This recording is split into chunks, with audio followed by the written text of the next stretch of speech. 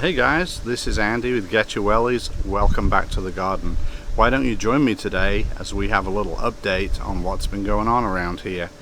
But first of all, as always, why don't you get your wellies, meet me in the garden.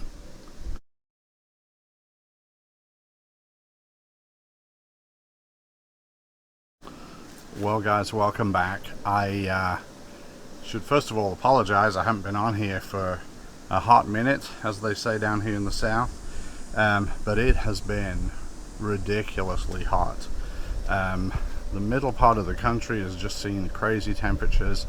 We've had temperatures over 100 for quite a few days, many of those in a run, so it's really hard to find the energy to deal with that. And since gardening is supposed to be a fun thing, at least for me it is, I hope it is for you too, I just kind of let things go when it's like that and concentrate on some indoor things and stuff like that. So anyway, quick update on some of these things.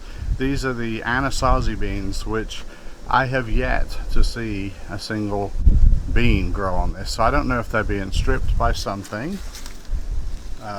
Maybe. I do think I've seen quite a few grasshoppers. That's sort of a new thing for me. I don't recall seeing them in previous years. It could be them, it could simply be the heat. So if it cools off and we start getting some, that's great. If not, that's okay too. They've looked kind of nice at the entrance here. The leafy growth is pretty, so I kind of like having done it for that, but have to admit, a little bit disappointed that I have not seen any beans yet. Now, although the hot temperatures are very difficult for some plants, some things don't really mind it at all. These are sweet potato vines.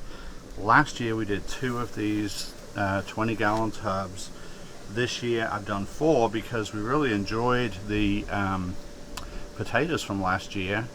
So we're giving it a shot again, and hopefully we'll get more this year. So this is something I'll probably expand on every year if it's successful again.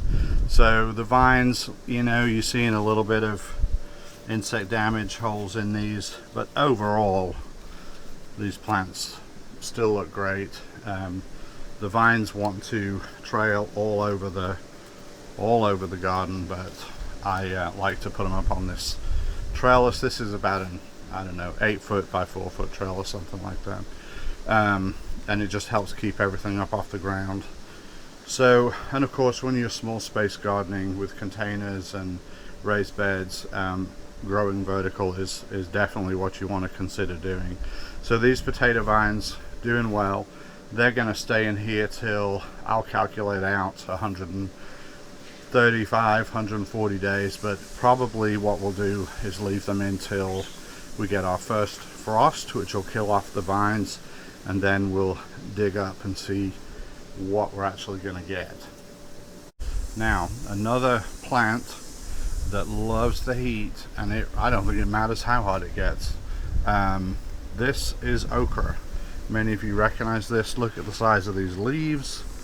Big leaves on this plant. Also the stalk, and bear in mind this grew from a seed this year, and this stalk is, I almost can't get my fingers together around that stalk. It's really huge. This is also a nice little bed, 8 foot by 2 foot bed.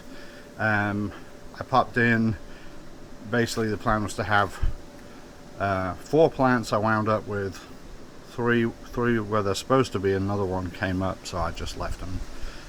This one over here is a little bit slower to go, but this one has a bloom on it here, very pretty. These are hibiscus related. They're in that family, and so they do have very pretty flowers. Really enjoy the flowers. One of the prettiest flowers, honestly, and productive.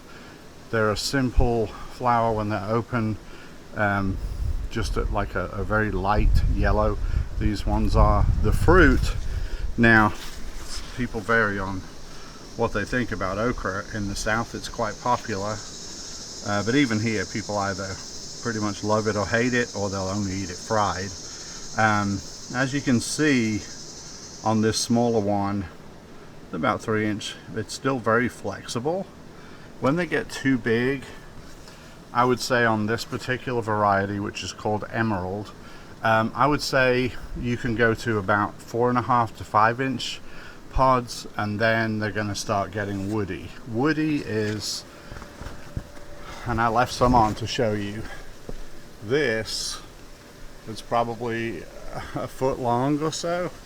This one has no flex at all. It's just literally like a piece of wood. It's very woody. So there's several at the top there that you can see. That's what I'm talking about when I say woody. But there are some smaller ones up top that they'll be good for eating.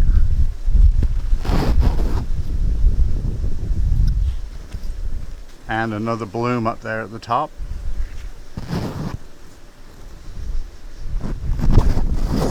So another plant that doesn't mind if it gets hot. This is okra, and if you get the chance to try it, the main complaint about okra is that it has a very slimy texture, which is true. If you cook it, you lose a lot of that. The slimy part is mucilage, and although it's certainly debatable how good that is in terms of taste, as far as whether it's good for you, it's incredibly good for you. So if you have any kind of gut problems and you can find a way to eat okra, whether it be boiled or grilled or pickled, or heaven forbid, eat it raw, that's the best way for your gut, then give it a try, because it's really good for that. Okay, let's move along a little bit. So our cucumbers this year did not do great, so I put in some more. These are honestly, they've only been in here, I don't know, 10 days, 2 weeks, something like that, and they are struggling. They look a little pale. They might benefit from some feed, but honestly the temperature is almost too much for them too. So I'll leave them, because the original plants I had were slow to get going, but eventually they did take off, and we got quite a few cucumbers with the first round. I don't know the second round's going to be quite as good. There's a couple more over here too, a little bit more shaded on this side, but we'll see. You know, nothing's really lost too much by trying. Now, the Kajari melon is one of my favorites, and here we have a total of 4 vines, and we have been getting pretty much one Kajari melon at a time. My friend Bill also has been growing Kajari melons and describes a similar situation.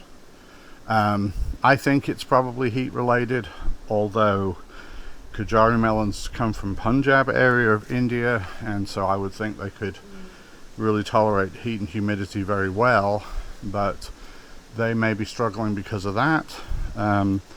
May just be a nutrition thing. Again, I'll put a little more feed in here for them. I was trying to see, I think we got a couple of, pointed out this one, but it seems like I've seen a couple of other very small ones somewhere around here. Anyway, these are really good. I would give them a try if you get the chance. The seeds are available on Baker Creek, which is rareseeds.com. Give them a try. Now, most of my peppers about gone. These are Sugar Rush Peach, still getting a few of these, and this is going to be about it for my peppers this year. The others I took everything that looked good off of them and froze them so we can make some pepper sauce later. And then we still do have, on this one you see all these small red ones. These are Thai chili, red Thai chili peppers, and these are small but they look good. See lots of flowers up here on the top and lots of red ones ready to we picked off. So we'll add those to the frozen ones and be able to make a nice pepper sauce with those. Now this is one of my favorite spots in the garden.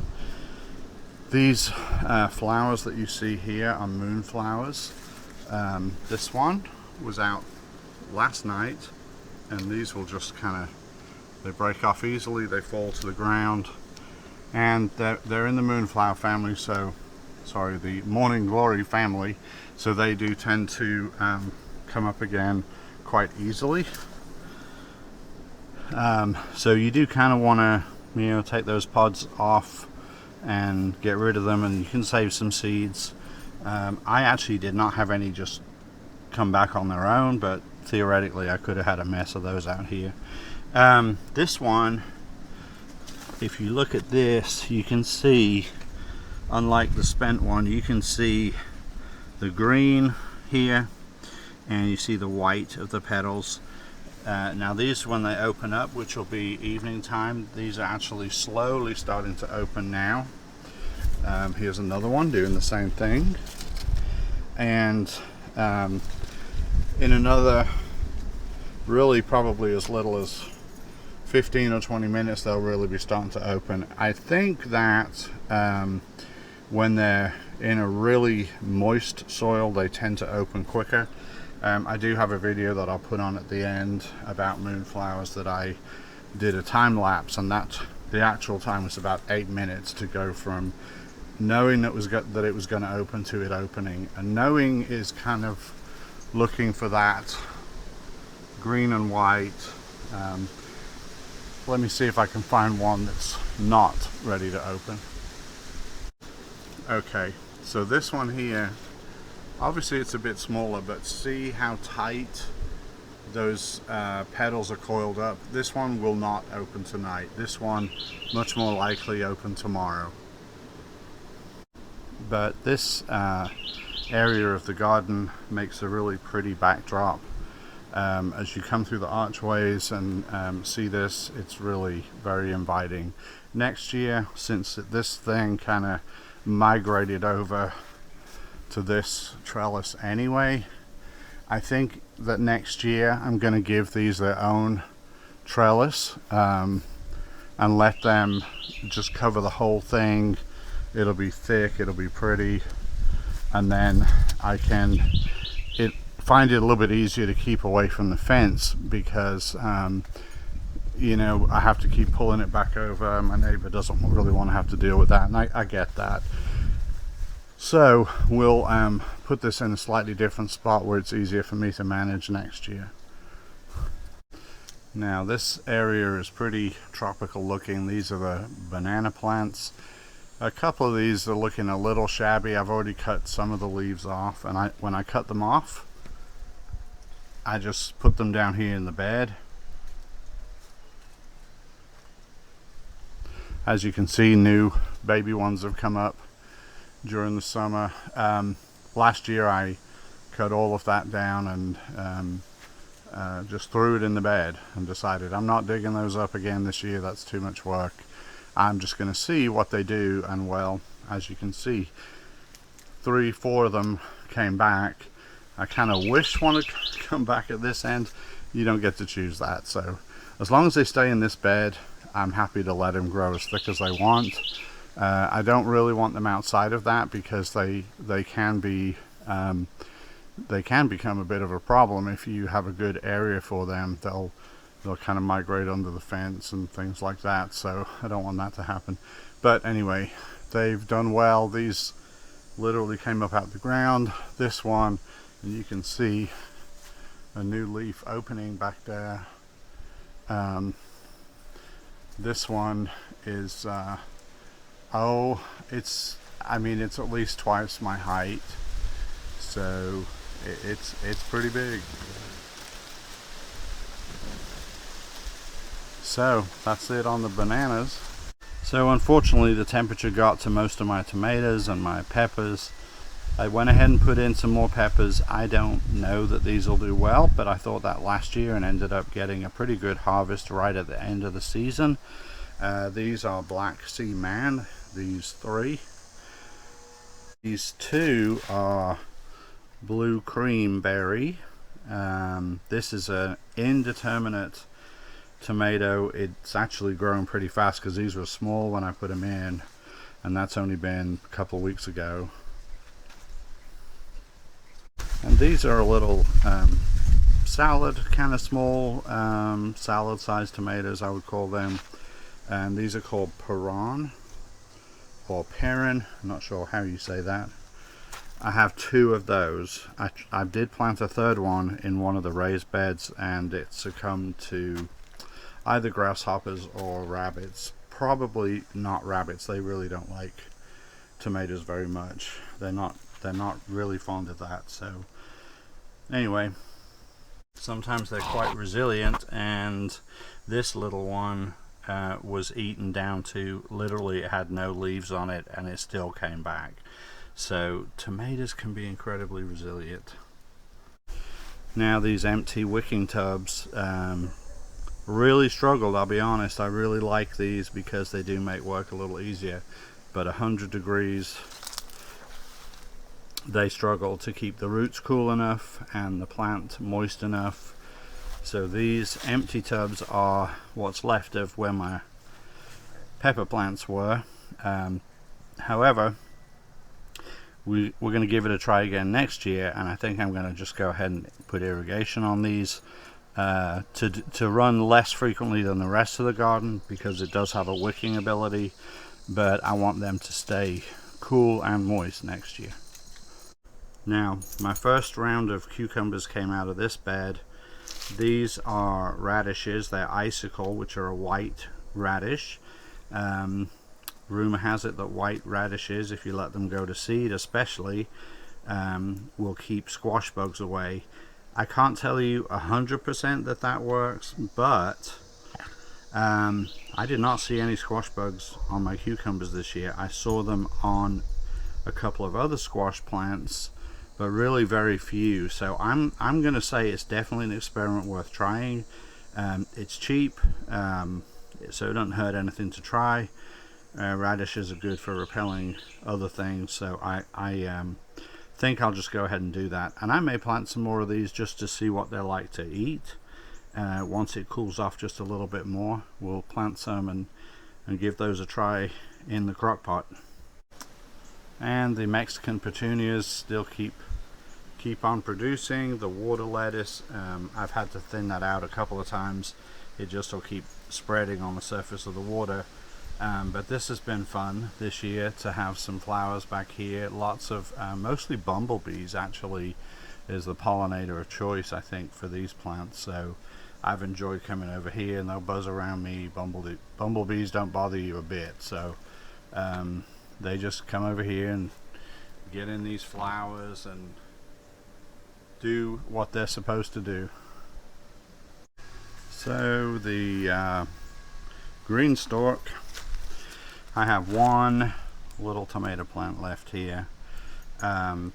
This is an orange hat. I was hoping to do better, but these temperatures have been incredibly hard on tomatoes outside. I have harvested a lot of these in my indoor garden, in the aero garden, and they're very nice tasting. Mike's Chaotic Gardening, Mike had told me that he preferred the taste of orange hat over micro toms. I'm in agreement with that. I think that it was a much sweeter, tastier tomato. I was hoping I could see what one grown in soil would taste like versus the hydroponic system, but it's okay. I have one tomato here and a bunch of flowers. Now it's cooled down. Tomatoes will produce again once the weather cools down, but these temperatures above 93 or so, the pollen starts to get really sticky and doesn't want to blow around and pollinate like it should. So sticky pollen's really no good for anything. So we'll see. We got lots of flowers. If the pollen can get released and fertilize things, it may give me some more.